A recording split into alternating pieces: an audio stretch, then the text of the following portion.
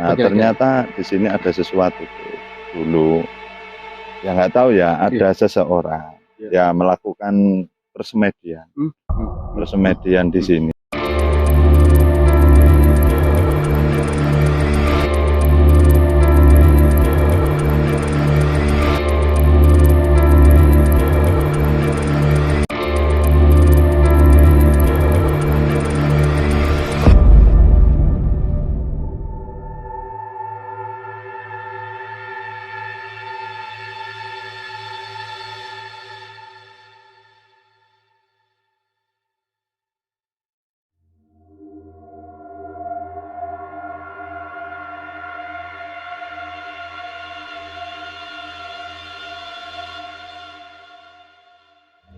Akhirnya kita sampai di lokasi Gunung Surawiti. Ternyata sangat melelahkan, saudara pemirsa. Demi Anda bahagia, semua bahagia. Tim eksklusif muda rela untuk mendaki gunung. Sangat capek sekali. Kita akan menuju ke Gua Langsi. Di situ disinyalir ada tempat, katanya mitosnya ada pesugihan dan sekaligus tempat persembunyian Sunan Kalijogo dan tempat berkumpulnya para wali songo untuk musyawarah, entah itu tentang apa. Kita akan coba cek ke sana apakah benar sejarah itu.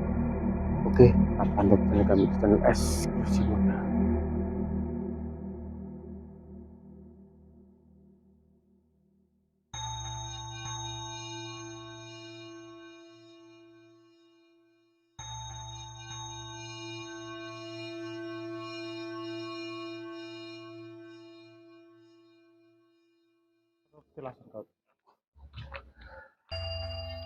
Ini ada makam Raden Bagus Mataram. Entah ini makam atau petilasan, saya juga kurang tahu.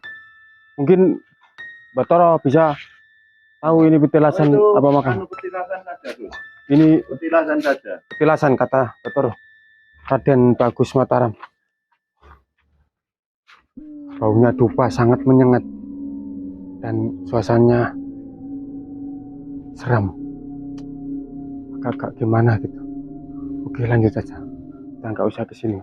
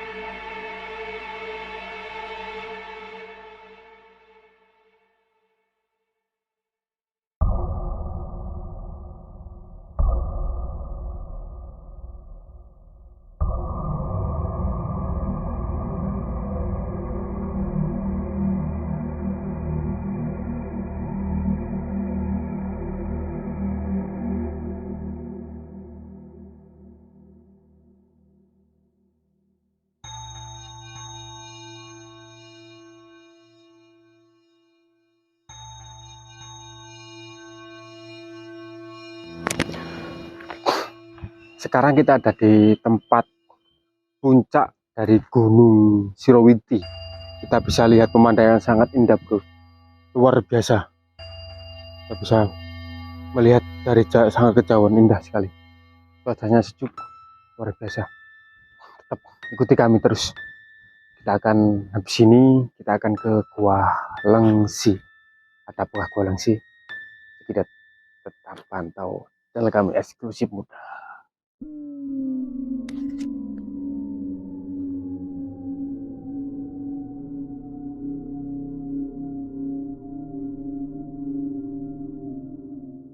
Guys, sekarang kita ada di salah satu gua di Surabaya, yaitu Gua Macan. Ini Gua Macan. Kita lihat. Ini yang dinamai Gua Macan. Apakah dulu emang ada macannya atau gimana, saya juga nggak tahu. Mungkin dulu memang ada macannya karena dulu kan ini hutan belantara. Mungkin ada macan atau macan terjadian, saya juga nggak tahu. Banyak sesajennya itu, banyak dupa sesajen. Banyak sekali, mungkin buat cari nomor. Energinya juga agak panas sedikit sini. Oke, kita lanjut ke Gua Langsi.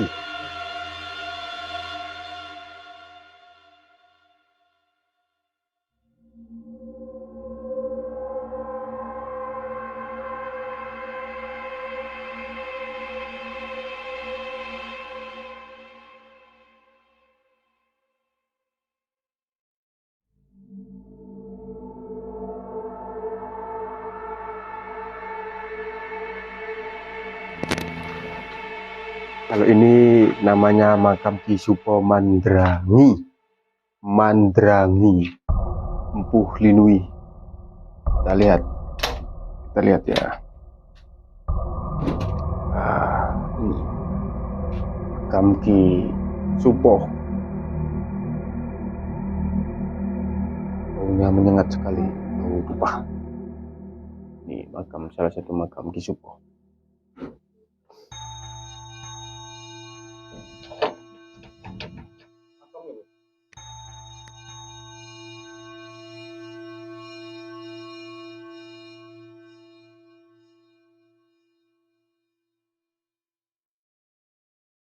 Oke, kita akan memasuki di areal Gua Langsi. Kita akan masuk ke dalam. Apakah di dalam Gua Langsi? Kita akan cek, kita akan survei ke sana. Semoga kita akan mendapatkan segala sesuatu yang kita inginkan. Oke, kita cek Gua Langsi.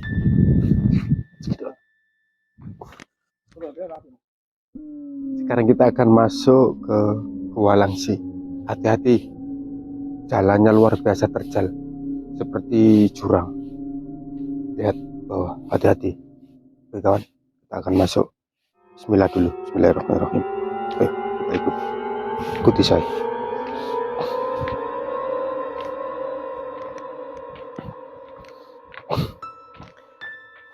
Suasananya ngeri-ngeri sedap.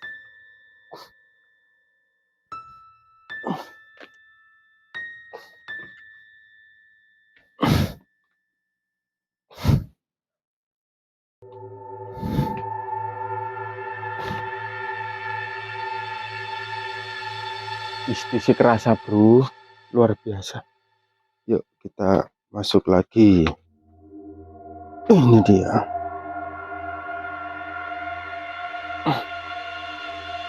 Ya, hati-hati ya. Waduh.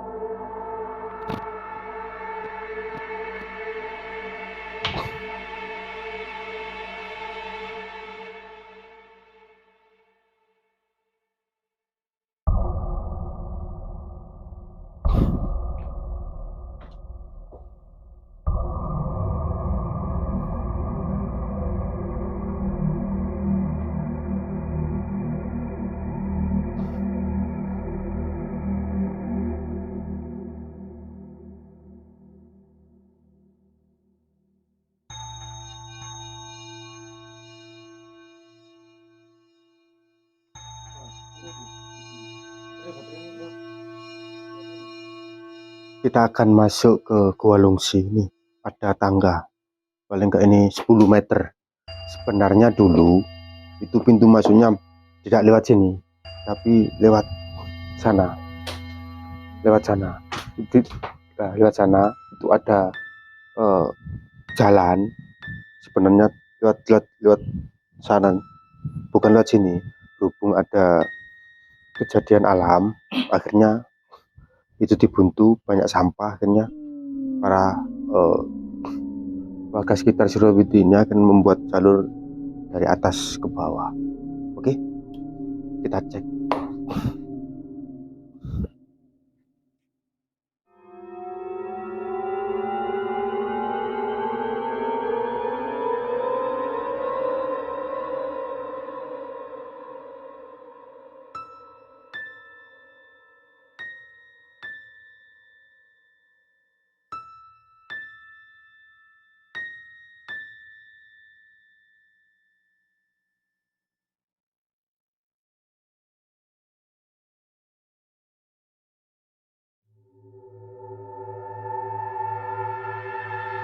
Sekarang kita ada di dalam gua Langsi.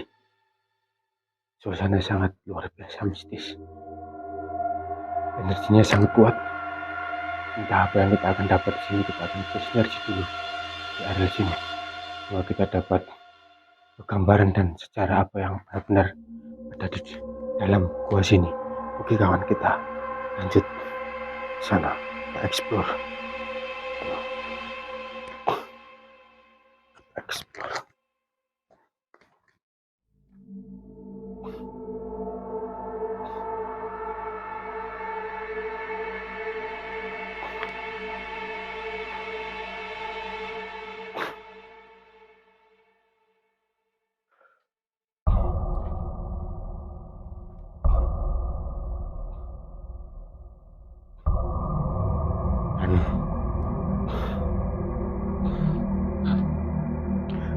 Dan mitosnya di sini, kalau kita bisa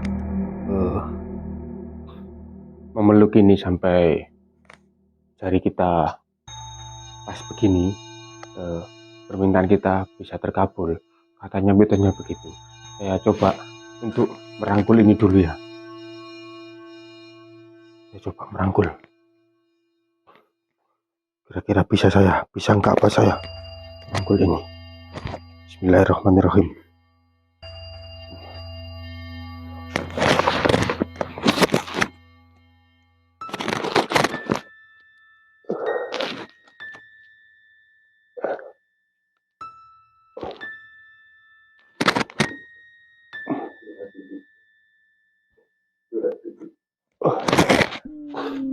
Kurang sedikit karena tangan saya pendek, jadi gak bisa.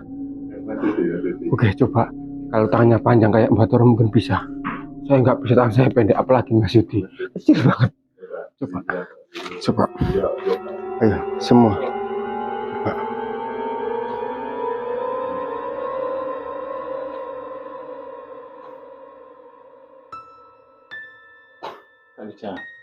Gak bisa bro, karena tangannya pendek.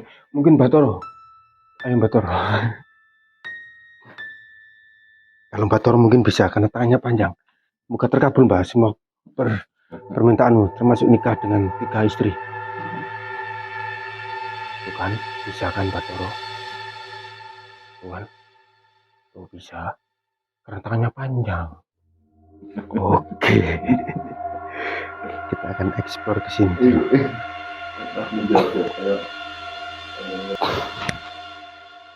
Di sana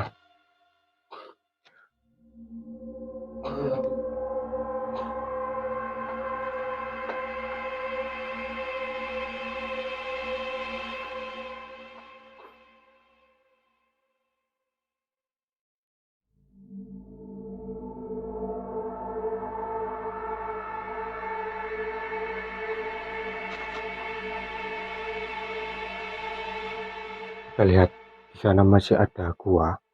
Ya mungkin itu bisa tembus kemana saya nggak tahu. Kira-kira ada gua, masih panjang itu, masih dalam situ. Tapi auranya sangat luar biasa, energinya. Saya nggak, pencahayaannya kurang dan saudara di sini mengap dan energinya sangat luar biasa. Mungkin kita nggak bisa masuk, mungkin, tapi luar biasa sini energinya. Ada sesuatu yang harus kita sampaikan ntar di luar sana. Itu dalam. Konon katanya di istana ada pintu lorong yang bisa masuk, pintu lorong goib yang bisa masuk ke gua lain. Di sini, ini pintunya, ada lorong goib yang akan bisa masuk. Nah, situ ada lorong goib, ntar akan masuk ke area kemana saya nggak tahu, tapi energinya sangat besar sekali. Ada sesuatu di sana, mungkin ada sosok orang tua, kakek tua berbaju putih. Oke, nggak apa-apa.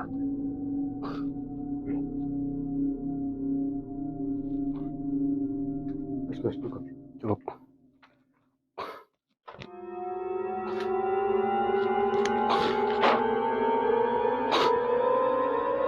Mungkin Bator berinteraksi. Udah.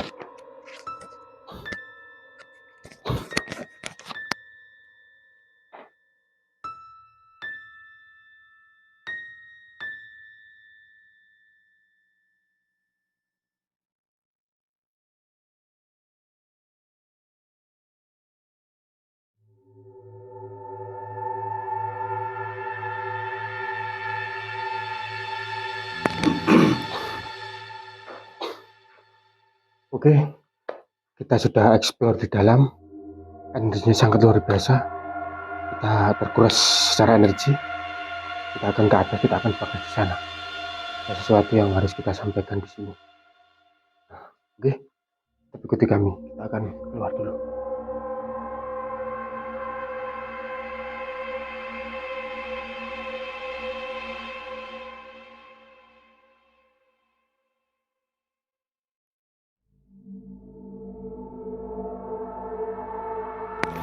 Saya kehabisan energi. Energinya luar biasa. Cekam. Oke, kita break dulu, saudara.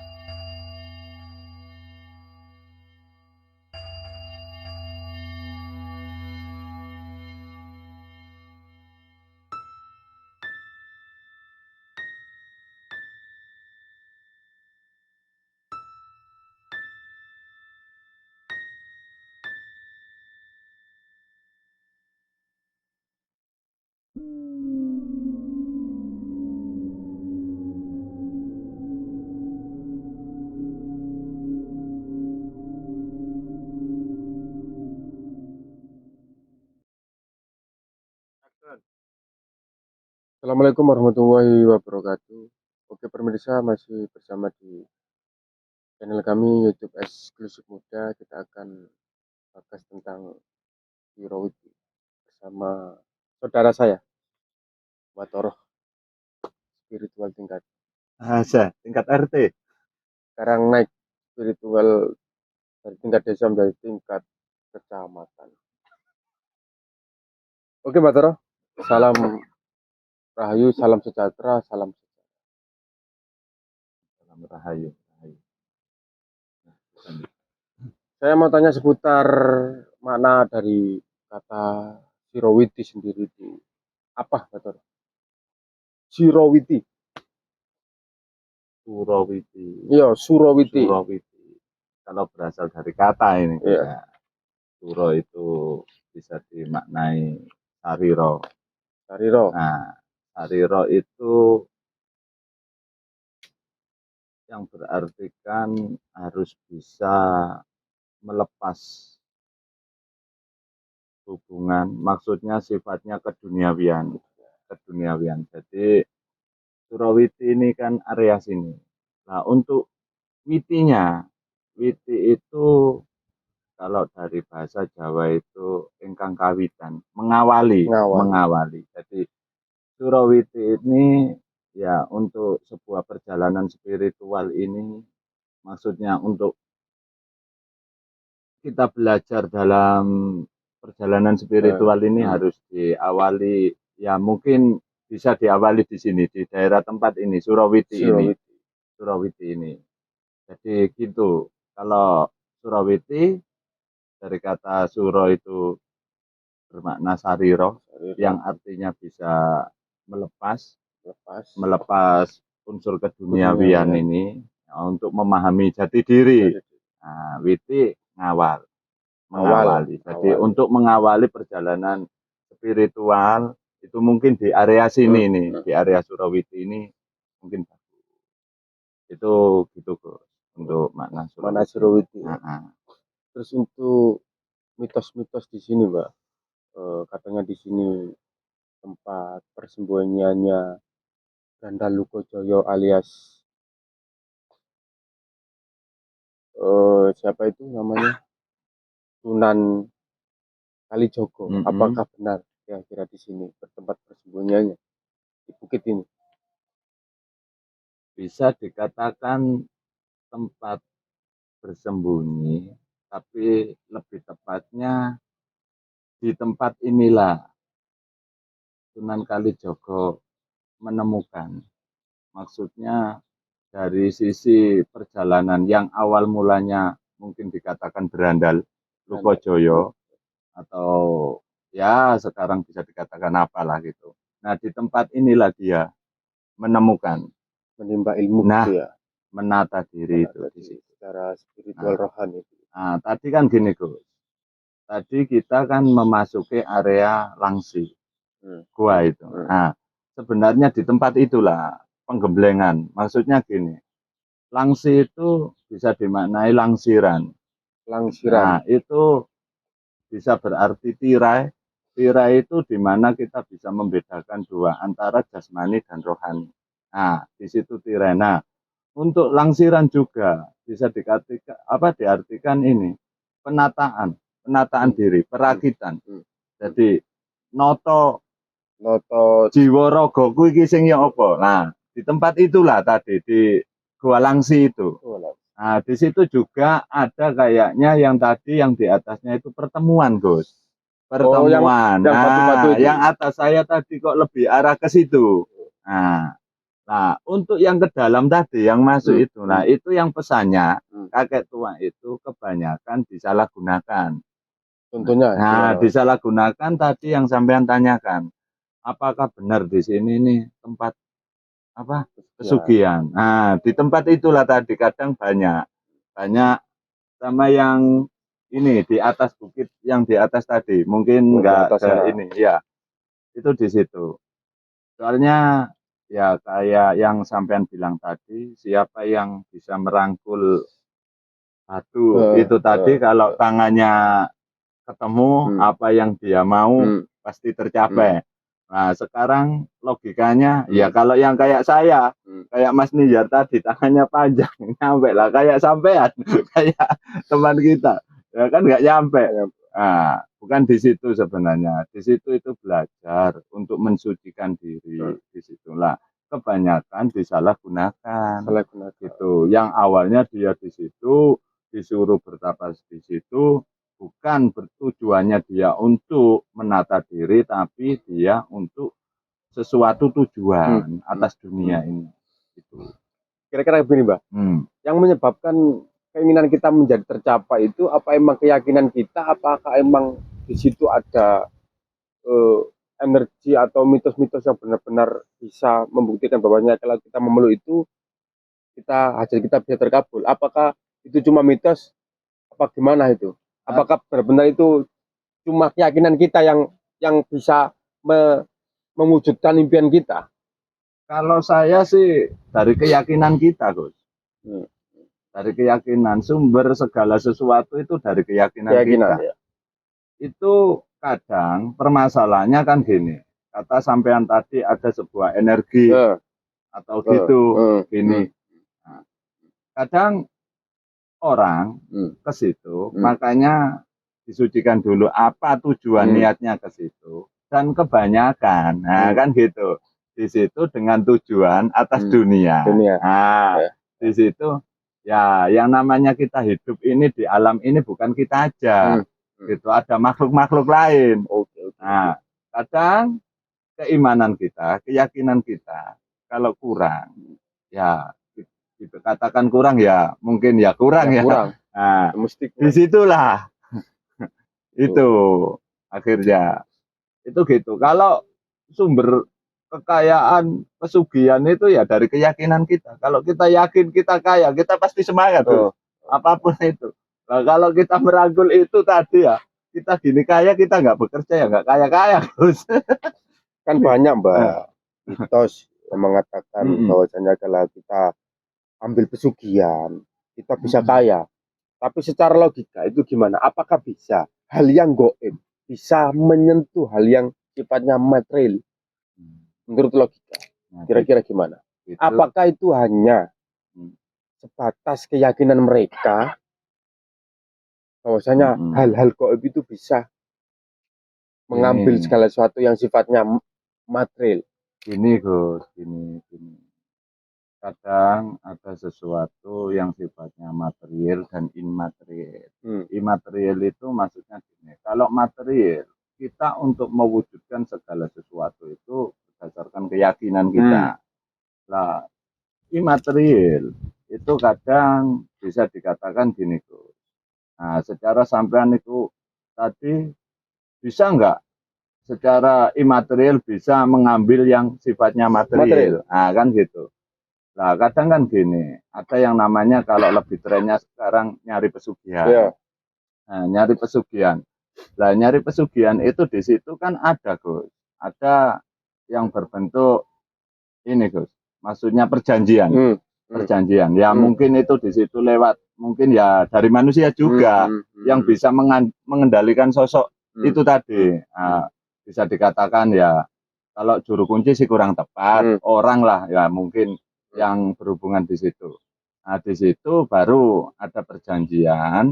Nah, itu juga melewati proses Gus. Kadang ada sebuah mahar. Nah, disitulah. Nah, nggak tahu ntar nantinya mungkin apa bisa kewujud. Tapi yang namanya sesuatu sifatnya yang drastis untuk pencapaiannya cepat, habisnya juga cepat. Itu kalau menurut saya Gus. Jadi kita hidup ini apa sih? Nah, kan gitu. Apakah harus menumpuk-numpuk Berarti materi? berarti secara contohnya begini, bisakah toyol yang goib itu mengambil segala sesuatu yang sifatnya nyata? Apakah bisa, Mbak? Bisa, Gus. Bisa, Gus. Bisa. Jadi benar kata orang-orang kalau toyol itu bisa mengambil uang. Bisa. Bisa.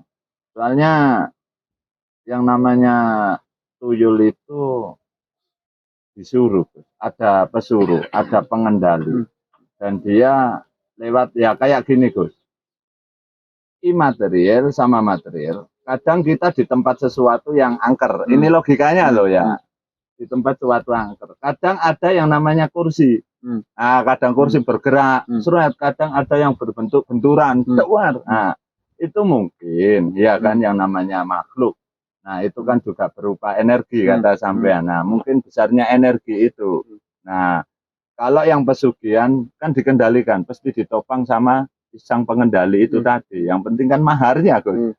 Maharnya 5 juta ya, cepet, Gus. Berarti bisa, Mbak ya? Bisa. Berarti orang kalau ambil pesugihan itu benar-benar bisa kaya atau emang dia hasil dari kerjanya? Atau benar-benar dia hasil dari kerja tuyul itu? Apakah emang tuyul itu yang menghasilkan uang, apa orang itu yang benar-benar kerja keras untuk menghasilkan uang? Gini, kalau tuyulnya yang ngambil, tapi dia bekerja untuk menyiasati pada umumnya. Jadi dia seakan-akan bekerja, ya kan, biar tidak terlihat di mata masyarakat, biar tidak terlihat malas, tapi tuyulnya yang bekerja. Kalau menurut saya seperti itu, Gus. Soalnya kalau gini logikanya, kalau dia malas-malasan, dia kaya, jelas malah besar. Makanya orang yang punya pesugihan, pasti kerja kerasnya gini. Itu aja, Gus, kalau dari saya. Oke, kalau begitu menyikapi masalah pesugihan saya kira sudah selesai. Untuk yang ini, Mbak, untuk Sunan Kalijogo sendiri, tatkala di dalam gua Langsi tadi, yang dia lakukan apa sebenarnya? Apakah cuma dia benar-benar bertapa di situ? Apa emang gua itu tempat persinggahan? Gini, Gus, di mana di tempat itulah dia menemukan jati diri. Mungkin di Gembleng juga ada sebuah secara rohani, tapi di situ juga bisa dikatakan singgahan karena dia tidak sendiri. Gitu. Yang namanya mungkin sampean saya suruh di situ, pasti saya juga mendatangi toh. Nah, di situ mungkin kita punya kumpulan, sekumpulan lah, ya kan, sekumpulan kita bisa ngobrol ya, sharing kayak gini. Nah, sharing masalahnya penataan itu gimana? Bukan atas diri kita gitu. Maksudnya untuk pertama untuk diri kita. Sebelum kita mengajak orang lain, diri kita dulu yang kita tata. Baru kita untuk merangkul orang lain. Kan gitu kok. Itu di situ kayaknya. Kalau menurut pengalaman saya tadi. Terus mengenai ini, Mbak, mengenai benarkah di situ para wali berkumpul? Terus kalau benar, kira-kira untuk membakas apa? Ya tadi, yang kayak saya bilang tadi, membakas tentang sebuah keyakinan. Keyakinan, nah pada waktu beliau itu berkeyakinan apa? Kan Islam. Nah, di situ dia berdakwah. Di situ dia berkumpul, sharing tentang bab keilmuan. Kayak kamu menyuruh saya misalnya di situ, otomatis tanya perkembangan dan Anda pasti lebih tahu, ya kan gitu di situ. Terus arahnya kemana? Nah itu pun nggak cukup 2 orang, gitu. Banyak ngumpul bersama. Itu di situ. Benar berarti kata mitos di sini bahwasanya di situ tempat berkumpulnya para wali. Oke, terima kasih Mbak Toro. Terus selanjutnya begini, Mbak. Kita kan tadi ke Gua Langsi, gitu. Terus panjenengan kan apa ya? Saya kira di situ tadi sampean lagi bercakap-cakap.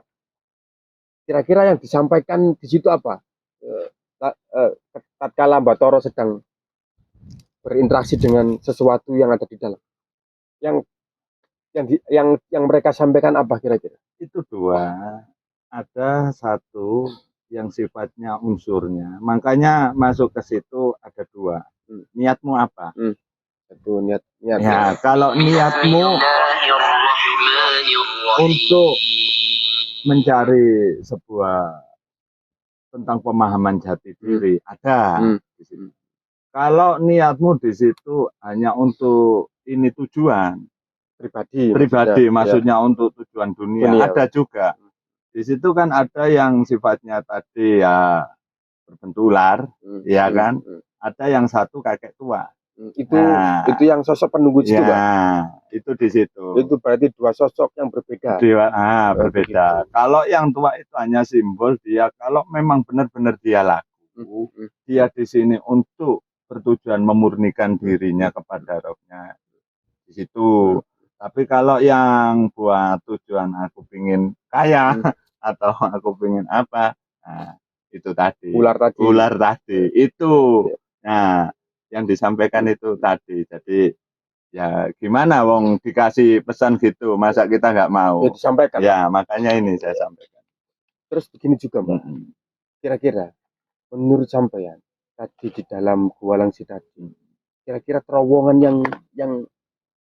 yang ujung tadi, kira-kira untuk goibnya, terus Mbak Toro melihat secara mata batin, itu kira-kira lorong itu tembusnya kemana menurut kacamata batin sampean? Itu gini, hampir semua gua yang di area sini, khususnya di wilayah Jatim, kebanyakan ya ada sebuah pintu khusus lorong, dan itu konon ya secara mata batin ya, itu arahnya nyampe tembus ke pantai selatan. Itu di situ. Itu di situ. Gus. Sampai Kalau segitu. secara logis ya nggak Ya mungkin. nggak mungkin. Nah, kan bisa dikatakan mungkin ada sebuah lorong khusus untuk kita kemana, sinkron atau sambung, kan mungkin semedi atau apa yang itu khusus. Dan kadang itu ada tutupnya, Gus. Ada tutupnya dari kayu, kadang dilarang masuk biasanya di begitu. gua-gua itu. Aku dulu ke gua Kelelawar, terus gua Lirang itu juga di situ. Hampir semua itu di situ. Mungkin arahnya dia. Nah, kadang kita penasaran tentang kok kenapa larinya kok Ke situ. kan di situ ke pantai selatan. Kenapa kok ke situ mulu? Ada apa emang? Itu. Nah, di sana kan ya juga 200. Nah, yang bahayanya itu yang apa ya? Ini Gus, apa menampilkan sosok. Nah, kadang kita mencari sosok Bunda Ratu yang sebenarnya itu yang seperti apa lah, yang kebanyakan tergelincir itu kepada yang dia itu benar-benar bukan gitu loh. Padahal sosok Ratu Kidul itu yang asli itu nggak seperti itu. Kalau menurut Batur sendiri, katanya Batur tadi ada 2 sosok sebenarnya yang ada di pantai selatan. Ya, kira-kira menurut Batur sendiri itu sosok yang mana yang disinyalir sebagai tempat persugihan itu? Maksudnya begini, katanya Batur kan ada 2 sosok. Mana yang Nyi Roro Kidul, mana yang Nyi Ratu Kidul, atau bisa disebut Blorong. Kalau Itu yang gimana asli, Gus, yang asli itu dia mengajarkan sebuah kebajikan Yang yang namanya asli. yang namanya siapa ini? Kalau namanya saya lebih tepatnya bilangnya yang asli bisa. Soalnya kalau saya si Ratu Kidul. Ratu Kidul. Nah, Ratu Kidul itu di situ. Jadi yang aslinya itu dia juga sosoknya nggak seperti yang digambar-gambar itu. Yang digambarkan oleh orang-orang. Iya, yang identik dengan warna hijau. Oh, Kadang itu kebanyakan sih. begitu. Tapi kalau saya nggak seperti itu. Nggak seperti itu. Itu berarti yang baik, Mbak ya? Maksudnya yang baik. Ya, yang baik. Lah kebanyakan itu dari mungkin anak buahnya atau pingin eksis di dalam dunia.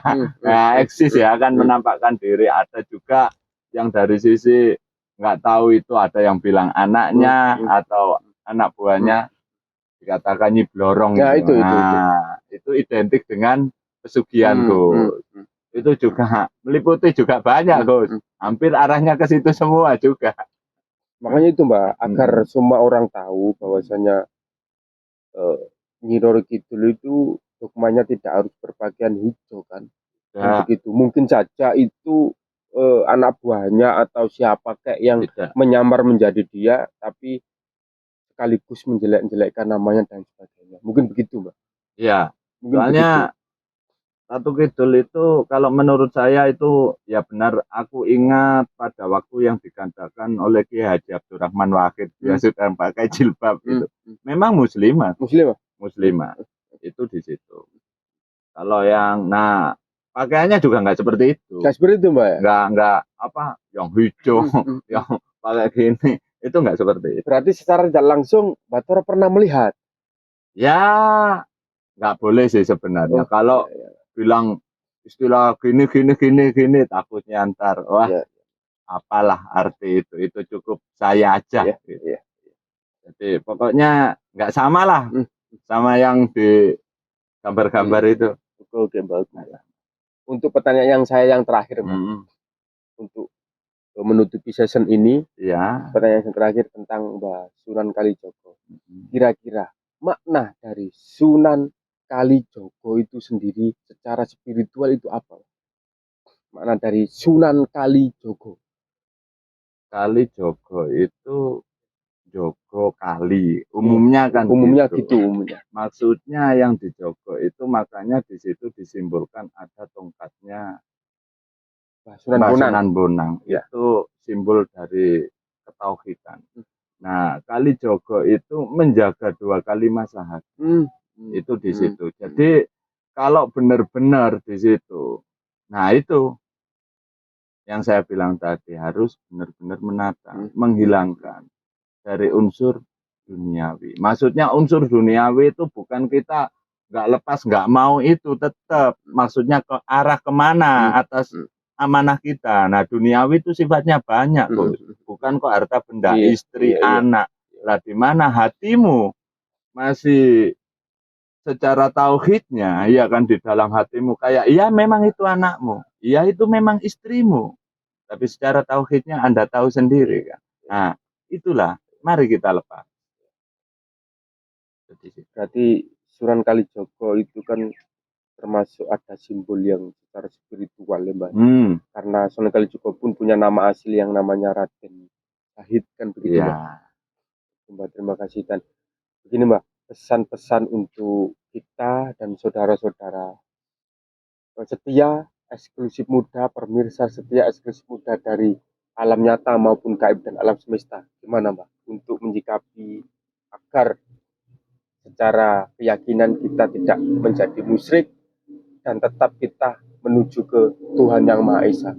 Gimana Mbak? Ya intinya menurut saya belajar bertauhid. Nah, untuk belajar bertauhid itu melewati proses ya, yang seperti apa? Soalnya gini, khususnya buat para tokoh-tokoh spiritual gitu. Jadi cobalah yang benar, maksudnya atas spiritualmu itu, perjalananmu itu apa sih maksudnya? Itu sebenarnya untuk buatmu dan itu amanahnya ya juga buat sesama, maksudnya buat manfaat. Jadi atas tingginya ilmu yang kamu punya jangan apalah arti disombong-sombongkan, apalah arti begini. Di mana 2 kalimat syahadat itu? Kan itu. Nah itu saja. Itu kalau Oke Mbah, terima kasih atas sharingnya tadi, penyampaian tadi. Semoga menjadi berkah dan menjadi manfaat ya, bagi kita semua. Amin, amin, amin. Tanpa terkecuali makhluk hidup semua. Oke, pemirsa, itu tadi sekilas kita bincang-bincang tentang Sirawiti, makna Sirawiti, dan sekaligus di sini tempat pertama kali pertemuan Mbah Sunan Kalijogo dengan Mbah Sunan Bonang, dan sekaligus kita ke Gua Langsi, membahas Langsi itu apa, dan sekaligus pesugihan. Oke, semua sejarah, semua yang apa kita katakan hanya sekedar referensi, jangan membenarkan kita. Tetap kebenaran mutlak hanya milik Tuhan. Oke, semoga apa yang kita bicarakan menjadi manfaat buat saya, buat kru eksklusif muda, termasuk para pemirsa eksklusif muda. Tetap pantau di channel kami, di channel mana Mbah? Eksklusif muda. Salam, salam, salam, Rahayu. Merdeka.